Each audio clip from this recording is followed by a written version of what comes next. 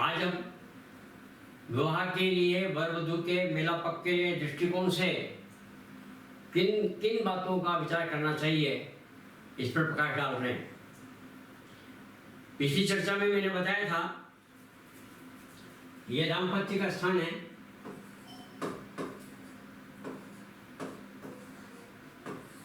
दाम्पत्य से इधर ये सौभाग्य है,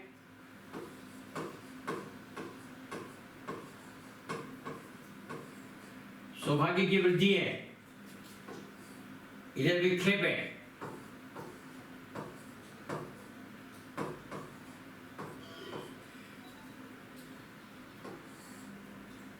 यह विकार और शत्रु है, तो यह विवाह की आयु है।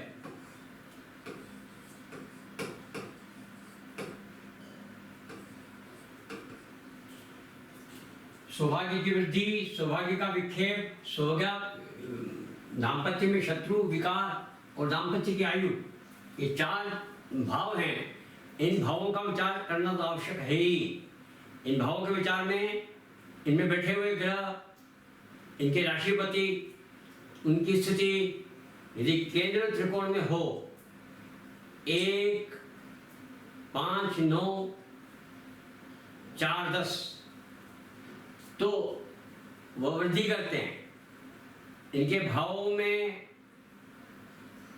जो ग्रह बैठे हों, जो ग्रह देख रहे हों, वो कितने प्रभावी हैं, कितने शुभ और कितने अशुभ हैं, इसका विवेचन करना आवश्यक होता है। सप्तम और सप्तमेश का विचार तो निश्चित रूप से आवश्यक है ही। सप्तम सप्तमेश इन भावों में होते हैं और उन पर कौन सी दृष्टि है, शुभ दृष्टि है, अशुभ दृष्टि है, या उनका केंद्र से या त्रिकोण से संबंध है। केंद्र से त्रिकोण से संबंध होने पर वो शुभ हो जाते हैं, उनकी शुभ दृष्टि से शुभ हो जाते हैं, पाप दृष्टि से पाप हो जाते हैं। तो इस प्रकार से मोटा मोटा अंदाज तो हम इस आधार पर लगा सकते हैं। इसके अलावा जिन तत्वों को देखना आवश्यक है वह है इन गुरु, बुध और शुक्र। इन तीन ग्रहों का विशेष महत्व मानता हूं मैं विवाह के लिए। वैसे तो सभी ग्रह अपना योगदान देते हैं, पर इन तीन ग्रहों का जो महत्व है उसे पहले समझ लीजिए और उनकी महत्ता को समझते हुए विश्लेषण में इनका वेटेज बढ़ा दें। इसके जो परिणाम हैं, कितने शुभ अधिक होते हैं उनको समझ लें और अशुभ होते हैं उनको भी समझ लें।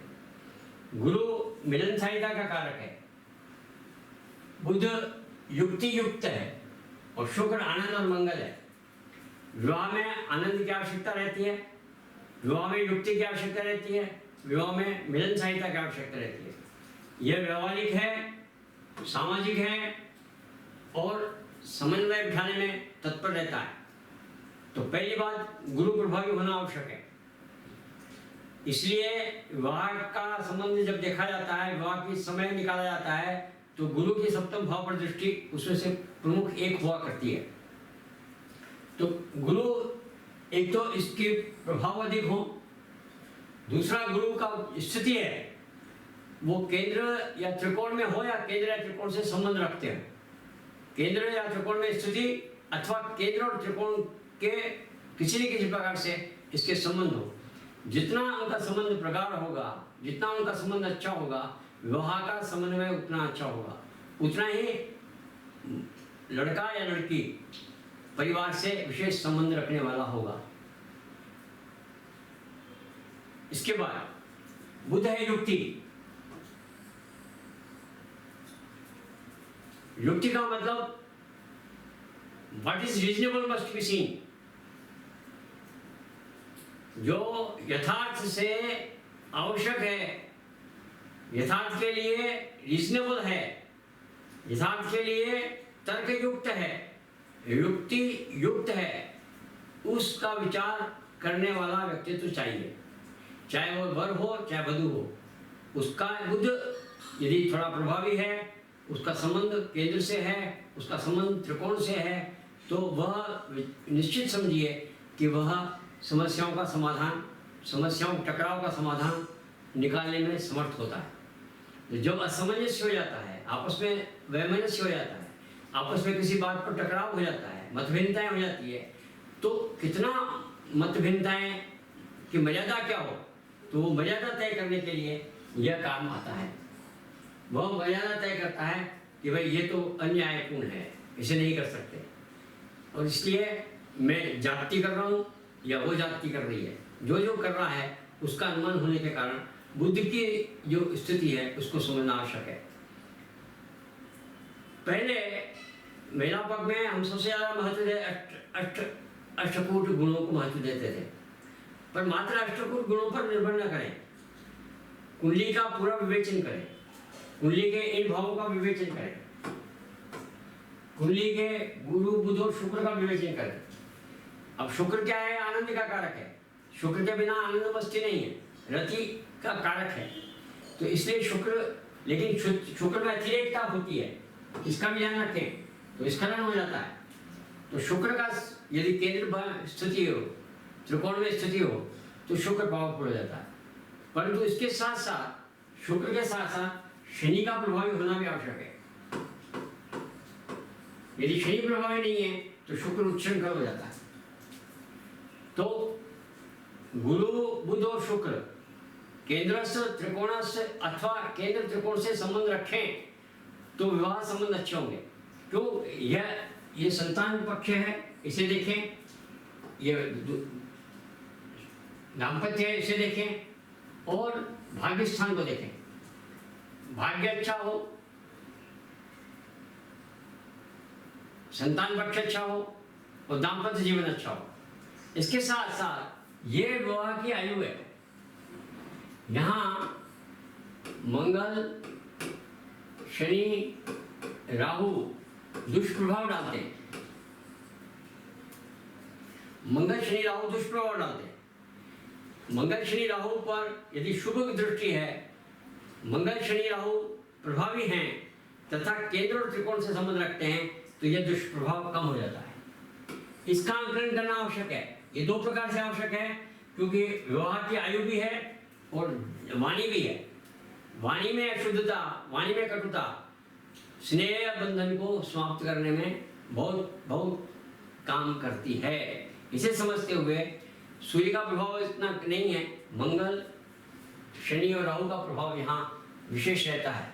पर इनका यदि मंगल, शनि और राहु का संबंध केंद्र और त्रिकोण से रहेगा तो उनका प्रभाव, जो उसके अशुभ प्रभाव है, वो खत्म होकर के शुभ प्रभाव बढ़ जाते हैं। तो इस प्रकार से विवाह की आयु बढ़ जाती है, विवाह के संबंध प्रगाढ़ हो जाते हैं। एक बात और, जो मेलापक किया जाता है उसमें चतुर्थ भाव मन का है, मन चंद्रमा का कारक है। तो चंद्रमा का मेलापक, चंद्र राशि का मैत्री भाव, चंद्र राशि का मैत्री भाव अवश्य देखें, क्योंकि चंद्र राशि का मैत्री भाव मन की प्रकृति को बताता है।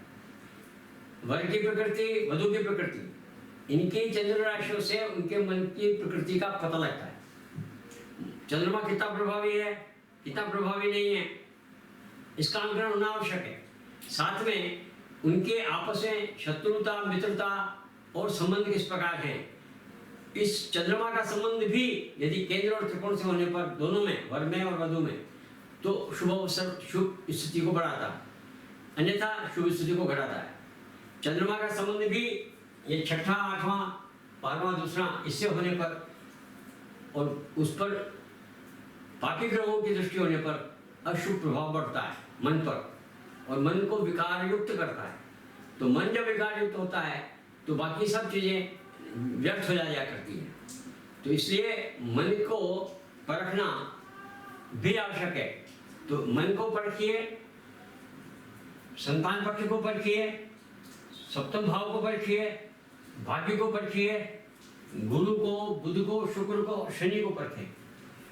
इसके आधार पर आपको यह अनुमान लग जाएगा कि इसका व्यक्तित्व किस प्रकार का है, और उस व्यक्तित्व के आधार पर हम यदि मेलापक करेंगे तो वो मेलापक अच्छा सटीक बैठेगा और विवाह संबंध लंबे समय तक चल पाएंगे। यह मेरी धारणा है।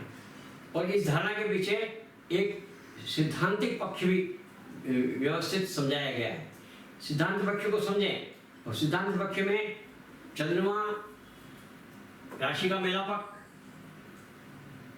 गुरु का प्रभावी होना, बुध का प्रभावी होना, शुक्र का प्रभावी होना, इनका केंद्र त्रिकोण से संबंध होना, इनका आपस में संबंध होना भी बहुत महत्वपूर्ण है। गुरु का बुध के साथ, बुध का शुक्र के साथ इनका संबंध भी आपस में यदि होता है तो वह भी बहुत उपयोगी है। इनका यदि लग्न से संबंध बैठ जाता है तो वह ज़्यादा प्रभावी हो जाता है, भाग्य से हो जाता है तो भी प्रभावी हो जाता है, ये विशेष प्रभावी रहते हैं।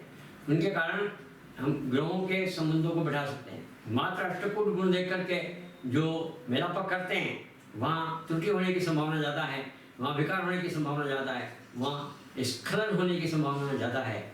इस कारण से चंद्रमा को भी देखें और चंद्रमा की राशि को देखें, हर एक को अपना अपना वेटेज दें। किसको वेटेज कितना देना है, यह कुंडली का पूरा दिग्दर्शन करने पर व्यक्तित्व का प्रभाव पता लग जाएगा। उसके परिवार का, उसके संबंधों का, उसके व्यवहार का यह आंकलन करना आवश्यक है। वो करने के बाद दोनों व्यक्तित्वों का जब समावेश होगा, दोनों व्यक्तित्वों का आपस में एक दूसरे से ऑयलिंग ऑफ ईगो होगा, एक दूसरे से सामंजस्य होगा, तो लुब्रिकेशन होगा। तो यदि लुब्रिकेशन पावरफुल है तो दोनों का संबंध अच्छा बैठेगा। यदि लुब्रिकेशन पावरफुल नहीं है तो मशीन खटखट खटखट खटखट करती है, ऐसे भी दाम्पत्य जीवन खटखट खटखट करता रहेगा, ये समझ लीजिएगा। फिर से मैं रिपीट करता हूँ,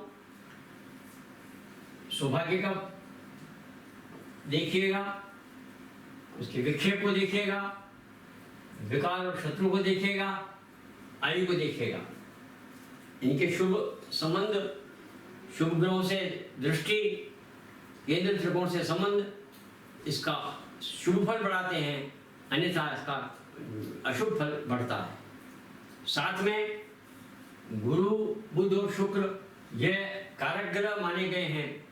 गुरु सामंजस्य का कारक है, तो जब तक सामंजस्य नहीं है तो दाम्पत्य जीवन संबंध अच्छा नहीं बन सकता।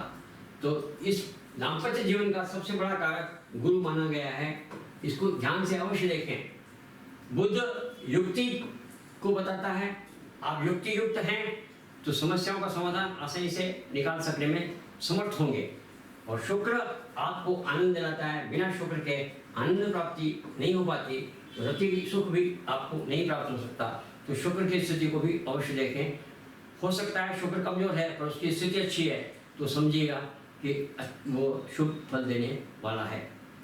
शुक्र के साथ यदि शुक्र बहुत ज़्यादा पावरफुल है और स्खलन होने की संभावनाएं हैं तो उस समय शनि भी अवश्य देखें, ताकि ये स्खलित होगा या नहीं होगा इसका अनुमान भी आपको हो जाए। इस प्रकार से विवेचन करते समय पति और पत्नी, वर और वधू, इन दोनों के व्यक्तित्व का पूरा निरीक्षण करने के पश्चात, उसके चंद्रमा का निरीक्षण करने के पश्चात, उसके चार भाव विक्षेप, सौभाग्य, आयु और विकार, इन चारों भावों का अध्ययन करने के पश्चात तथा गुरु, बुध, शुक्र का अध्ययन करने के पश्चात आप ये इस निर्णय पर पहुँचें कि ये दोनों मेलापक लंबे समय तक चल पाएंगे अथवा नहीं चल पाएंगे। चलेंगे तो उनका जीवन सुखमय होगा अथवा कष्टमय होगा, आपस में सामंजस्य अधिक होगा अथवा विरोध अधिक होगा। इस सब का संतुलन, इस सब का विचार करने के लिए आप इन तत्वों का विचार करें। हो सकता है कि अष्टकूट गुण कम मिलते हो तो चिंता न करें। यदि उनकी कुंडलियाँ अच्छी प्रकार से मिल रही है तो आप मेलापक सिद्ध कर दें और कह दें मेरा ये अनुभव है कि वह सफल सिद्ध होता है और वह वैवाहिक जीवन सुखी समृद्धशाली होता है। इतना ही कहकर मैं आज मेरा चर्चा समाप्त करता हूँ। प्रणाम, नमस्कार।